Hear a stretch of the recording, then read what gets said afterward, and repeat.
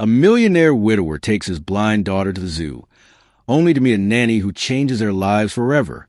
"Daddy, why is that lady yelling at the girl?" little Emma whispered, holding tightly onto her father's hand as they walked past the penguin exhibit at the Chicago Zoo. Just a few feet away, a scene was unfolding that made Thomas Harrison's stomach twist. A middle-aged woman, dripping in jewelry and carrying herself with the kind of pride only old money brings, was scolding a young black woman. The nanny stood calmly, holding the hand of a small blonde girl. "I don't pay for my granddaughter to come to a place where people like you are," the woman snapped, her sharp voice echoing. "You should know your place." Thomas, CEO of one of the nation's biggest tech companies, froze. At just 35, widowed for 2 years, he had seen how cruel the world could be. But to witness this in front of his 8-year-old daughter, who had lost her sight in the same car accident that took her mother, was almost too much to bear. The young nanny stayed composed, her voice steady. "Ma'am, I'm just caring for Lily as always. We're not disturbing anyone." "Disturbing?" The wealthy woman laughed bitterly. "Your very presence here is disturbing. People like you don't belong among us." Emma tugged on her father's sleeve. "Daddy, she's being mean to the nice lady. I can tell she's sad." Though blind, Emma had developed an amazing ability to sense emotions and voices, and she could feel the injustice without seeing a thing. Thomas studied the nanny carefully. Even under public humiliation, she held her head high, almost as though she expected it. There was no surprise in her eyes, only quiet strength. It intrigued him. Suddenly, Lily, the little blonde girl, broke free and ran toward the penguin enclosure. "Lily, no!" the nanny shouted, rushing after her. Just as the child stumbled near the edge, the nanny swooped in and saved her from what could have been a dangerous fall. In the process, she slipped and landed on the wet ground, covering her uniform in mud. The crowd gasped, but the grandmother showed no gratitude. Instead, she shouted, "Look at you! You can't even watch a child without creating a scene. People like you should never raise children." At that moment, Thomas noticed something that shook him. The nanny smiled, not in shame, but with confidence. "You're right," she said calmly, brushing the mud from her clothes. "People like me do have a special place in society." Thomas knew instantly this was more than an argument at the zoo. His instincts told him this nanny was hiding something far bigger. If stories of injustice and second chances move you, don't forget to subscribe, because what happened next proved that people are not always what they seem, and sometimes true revenge comes from the most unexpected place. In the days after the zoo incident, Thomas couldn't get the nanny out of his mind. The way she reacted haunted him, like a memory you can't quite place but know is important. During dinner one night, Emma tilted her head. "Daddy, you're still thinking about the lady at the zoo, aren't you?" Thomas smiled softly. "How did you know?" "Because you're quiet in a different way," Emma replied, fiddling with her fork. "It's the kind of quiet you get when you're worried about someone, not when you're thinking about work." Thomas chuckled. Emma's blindness had sharpened her other senses. She could read feelings better than most adults. "She wasn't like the other nannies," Emma continued. Her voice felt special, like she was much smarter than she let on. The next day, Thomas overheard a conversation that confirmed Emma's feelings. "Jasmine, I told you not to fill Lily's head with silly ideas," the older woman scolded. Thomas now recognized her as Mrs. Victoria Ashworth, from one of Chicago's most powerful families. People like you need to understand your limits. Don't put thoughts about college in her mind. Lily will go where our family always has. She doesn't need your influence. The nanny, apparently named Jasmine, stood tall, her calm voice never breaking. "Of course, Mrs. Ashworth. I only helped Lily with her math homework, as you asked." But then Jasmine gave that same mysterious smile Thomas had seen before. "You're right, ma'am. Everyone should know their place." Her words carried weight, but not the submission Victoria expected. It was a voice of someone who knew exactly where she belonged, and maybe that place wasn't where the Ashworth family thought. That night, curiosity got the best of Thomas. He dug into the Ashworth family's history online. He discovered they owned one of the largest private school chains in the country and had influence in countless industries. Victoria Ashworth, in particular, was famous for clinging to tradition and keeping her circle small. But what Thomas uncovered next would change everything. Thomas was in the middle of a meeting with investors when his assistant knocked, looking uneasy. "Mr. Harrison, there's a young woman here asking to see you. She says she has a business proposal. Normally I would interrupt, but she mentioned your inclusive education project." Thomas frowned. That project was close to his heart, born from Emma's struggles. He had been quietly working on new technologies to help children with disabilities learn better, but it wasn't public knowledge yet. "Send her in," he said. When the door opened, Thomas nearly lost his composure. It was Jasmine, the nanny from the zoo. Only this time, she wasn't in uniform. She wore a sharp blazer, carried a leather briefcase, and radiated confidence. "Mr. Harrison," she greeted, offering her hand with a professional smile. "I'm Jasmine Carter. I think we have much to discuss." The investors exchanged puzzled glances, but Thomas motioned for her to continue. "I hold a Ph.D. in special education from Harvard," Jasmine said, pulling out documents. "I've been following your work closely, especially after I learned you're the father of a visually impaired child." Thomas stiffened. "How do you know about Emma?" Jasmine's smile deepened. "Because I researched the people I plan to partner with, and because I happen to work for a family that moves in the same circles as you." It clicked. "You're the Ashworth's nanny." "Temporarily," she replied, her eyes glinting with amusement. "Sometimes the only way to truly understand a system is to step inside it. And what I discovered in that household was eye-opening." She laid a folder on the table. Inside were contracts, emails, recordings, evidence of the Ashworth family's discrimination against employees, students, and entire communities. "Mrs. Victoria Ashworth has no idea who I really am," Jasmine explained. "She hired me through an agency, never checked my background. All she saw was a young black woman needing a job, and she assumed I was limited." Thomas was stunned. "You infiltrated her home on purpose." "I prefer to call it field research," Jasmine replied with a knowing smile. "And now, Mr. Harrison, I have a proposal, one that could help both of us." The investors leaned forward, captivated.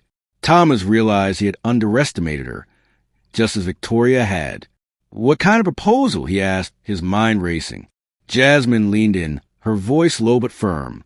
"The kind of plan that will make Victoria Ashworth regret underestimating me, and one that will make sure no child like Emma is ever denied opportunity because of prejudice disguised as tradition." A chill ran down Thomas's spine. This wasn't just revenge. Jasmine had turned months of humiliation into a carefully crafted strategy, one that could shake the entire education system. 2 weeks later, the storm began. Thomas received a call in his office. "Mr. Harrison," said a voice, "this is Detective Rodriguez from the Chicago Civil Rights Department. We received an anonymous tip about discriminatory practices in Ashworth schools. May we speak with you?" Thomas glanced at Jasmine across the table. She gave a discreet smile. She had delivered on her promise. "Of course, Detective," Thomas said smoothly. "When would you like to meet?" Meanwhile, in her lavish office, Victoria Ashworth was completely unaware of what was unfolding. She had just fired 3 more black employees for so-called cultural incompatibility. "Jasmine seems to be behaving better lately," Victoria said to her assistant. "Maybe she's finally learned her place." But Victoria didn't know that Jasmine had placed tiny recorders around the house. Every cruel remark, every discriminatory order, every phone call, it was all being documented. Thomas decided it was time to push further. He called Victoria himself, introducing his interest in enrolling Emma, his blind daughter, in one of her schools. On the other end of the line, Victoria's tone shifted. "Mr. Harrison, our institutions maintain very specific standards. We don't have the proper structure for that kind of special situation." "I see," Thomas replied calmly. "And what kind of students do you consider appropriate?" "Well, our families are traditional, with values that match our own. Children who fit naturally into our environment of excellence." Thomas pressed record. Victoria had just admitted to discrimination against children with disabilities on tape. That evening, another key figure entered the fight. Dr. Marcus Williams, a civil rights attorney and one of Jasmine's former Harvard classmates, flew in from New York. He reviewed the files and shook his head in disbelief. "Thomas, this evidence is explosive," Marcus said, flipping through pages. "We're not just looking at a few offensive remarks. This is not just a few mistakes," Dr. Marcus Williams said firmly. "This is a long, systematic pattern of discrimination that goes back decades." He had fought similar battles against other elite institutions, and he knew exactly how to handle a case like this. "With this evidence," Marcus continued, "we won't just expose what they've done. We can force lasting changes in the system itself." In the corner of the office, Emma paused from playing with her toys. "Daddy, why you keep talking about the mean lady from the zoo?" Thomas knelt beside her. "Because, sweetheart, we're trying to make sure she stops being mean to other people." Emma tilted her head. "And will you win?" Thomas glanced at Jasmine and Marcus. "Yes, Emma, we will." The following week, Victoria Ashworth made the mistake that would seal her fate. During a parents' meeting, she openly spoke about keeping racial standards and preventing inappropriate mixing of social classes. What she didn't realize was that 3 of the parents in that room were undercover investigators working with Thomas's team. Every word was recorded. Later that evening, as they sorted through the growing pile of evidence, Jasmine spoke with a quiet smile. "You know, Thomas, there's something almost poetic about this. Victoria always says people need to know their place." "And what's her place?" Thomas asked. Jasmine's smile widened, full of quiet power. "At the top of Harvard's graduating class, on the front lines of social change. And now, right in the middle of an investigation that will rewrite how schools like hers operate." In that moment, Thomas realized Victoria had underestimated more than Jasmine. She had underestimated an entire network of brilliant, determined people who were tired of watching discrimination hide behind tradition. By the end of that week, Thomas received a call that lifted a weight off his shoulders. "Mr. Harrison," said Detective Rodriguez, "we now have enough evidence to move forward with formal charges. The operation will happen Monday." Thomas looked out his window. Emma was in the garden, playing with confidence and joy. She had no idea her father was helping shape a world that would give her more chances than Victoria Ashworth ever wanted her to have. A moment later, Jasmine appeared at his office door, holding another folder, her trademark smile hinting at something extraordinary. "Ready for the final phase?" she asked. Thomas nodded. Weeks of preparation had led to this moment. Soon, Victoria would learn that underestimating the right people could cost her everything. But just when everything seemed perfectly lined up for victory, Thomas couldn't shake a strange feeling. Victoria was cunning, and he knew she might still have one last trick waiting. Whatever it was, it would test the strength of the father and his determination to protect Emma in a world still blind to the truth that excellence has no color, no origin, and no limits. On Monday morning, Victoria woke up as she always did, confident, powerful, and completely unaware that her empire was about to collapse. She enjoyed breakfast in the garden of her Lake Forest mansion, scanning the newspaper while planning that afternoon school board meeting. There were rumors that some parents would question the admissions policy, but she wasn't concerned. For 15 years, she had ruled that board without challenge. "Jasmine," she called toward the kitchen, "get Lily's uniform ready. And make sure she doesn't mix with those unsuitable children at recess." Jasmine appeared, bowing slightly, playing the role Victoria expected. "Of course, Mrs. Ashworth." "Oh," and the Chicago Tribune called. "They'd like to interview you about your contributions to traditional education." Victoria's face lit up.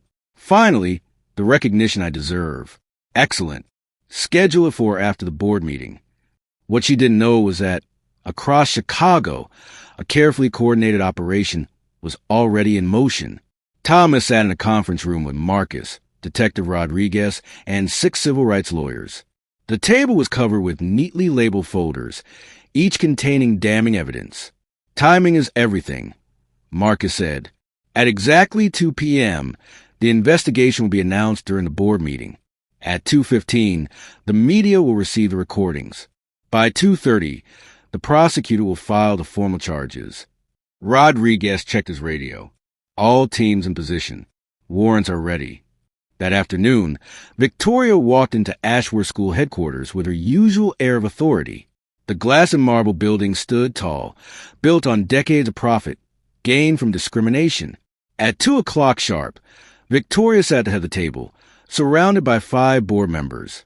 All white, all wealthy, all hand-picked never to question her. The first item on today's agenda, she began smoothly, is reviewing admissions policies, which some parents, less informed parents, have recently challenged. She never finished. Detective Rodriguez entered the room with 2 federal agents and a bailiff. His voice cut like a blade.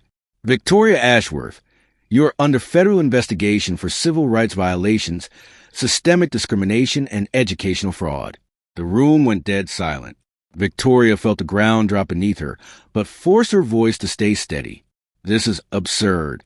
I have no idea what you're talking about. The detective placed a recorder on the table. Do you recognize his voice? A recording played. I don't pay a fortune for my granddaughter to share space with people like you. You have your own places to go. The board members exchanged horrified looks. Victoria's face drained of color. That was taken out of context, she protested, her voice shaking. Another recorder began to play. The phone call with Thomas. Our students come from traditional families with values like ours. Children who naturally fit into our environment of excellence. Children who naturally fit into our world of excellence, Victoria's voice echoed. Then another recording played. Don't put ideas about college in her head. Lily will go to the same schools our family has always gone to. She doesn't need outside inspirations. Each tape was like pulling bricks from the walls of her life. With growing horror, Victoria knew there were many more. How did you even get these? She whispered, though in her heart she already knew. The door opened. Jasmine stepped in, not as the quiet nanny, but wearing a sharp blazer, carrying a leather briefcase. Behind her were Thomas and Dr. Marcus Williams. Allow me to reintroduce myself, Jasmine said with a calm smile that sent chills down Victoria's spine. Dr. Jasmine Carter, Harvard Ph.D. in special education, specialist in institutional discrimination, and for the past 6 months, your undercover employee. Victoria froze as if she were seeing a ghost. You fooled me completely. No, Jasmine replied evenly. You fooled yourself. You saw a young black woman desperate for work and assumed I was uneducated. Your own bias blinded you. Dr. Williams opened his case and handed out papers. Here are copies of the evidence of the federal grand jury. 6 months of recordings, racist emails, and testimony from dozens of families you harmed. Victoria searched the faces around her, but the other board members had already pulled away. You can't do this, she cried. My family built these schools. We have traditions, standards. Traditions of racism, Thomas interrupted firmly. Standards of prejudice. And now consequences. The detective slid warrants across the table. All files, computers, and financial records will be seized. Operation suspended until the investigation is complete. Victoria tried to rise, but her legs gave way. 15 years of power, a lifetime of privilege, all gone in minutes. My reputation, she whispered. Your reputation, Dr. Williams said coldly, is now that of a convicted civil criminal. Your family's name will be remembered as proof that systematic discrimination always meets justice. Her phone buzzed nonstop, reporters, business partners, society friends, demanding answers. Jasmine stepped closer. Remember when you told me that people like me should know our place in society? Victoria gave a weak nod. Well, now you know mine, Jasmine said with quiet dignity. And yours? Thomas watched with mixed feelings, satisfaction, but also pity. The woman who had mocked Jasmine, denied innocent children opportunities, and built an empire of prejudice was now powerless. But one thought lingered. Could justice alone ever heal the pain caused to so many families? 6 months later, Thomas sat in his new office reading headlines. Former elite school head sentenced to 5 years for discrimination. Victoria had lost everything. Her wealth seized for restitution. Her high society circle gone. Her flawless reputation shattered forever. Daddy, did you see? 3 more families joined our school today. Emma's bright voice filled the room. She was now 9, brimming with confidence, the heart of their new school where children with and without disabilities learn side by side. Her joy inspired other children to believe in themselves. Dr. Carter is in the conference room with investors. Emma added, they want to open 5 more schools next year. Jasmine had become a national leader in education. Her book on dismantling discrimination was studied in universities. Her TED Talks watched by millions. That afternoon, Detective Rodriguez called. Her last appeal failed. She'll serve her full sentence. And more families are coming forward. We've uncovered decades of abuse. Thomas hung up thoughtful. What started as revenge had grown into something far greater, a movement for real reform that would touch generations. Later, sitting in the garden, Emma asked, Dad, do you still think about that mean lady from the zoo? Sometimes, Thomas admitted, but not with anger, with gratitude. She showed us the world had to change. And because of her, we made it happen. Emma smiled knowingly. Dr. Carter always says the best revenge is building something better than what they try to destroy. Thomas hugged her, watching children of every background play together. True excellence, he realized, has no limits. Victoria Ashworth had tried to use her power to keep prejudice alive. Jasmine Carter used her intelligence to tear that system down. In the end, the woman who told Jasmine to know her place learned that Jasmine's true place was leading a revolution in education, one that would change the future forever. The best revenge isn't destroying your enemies.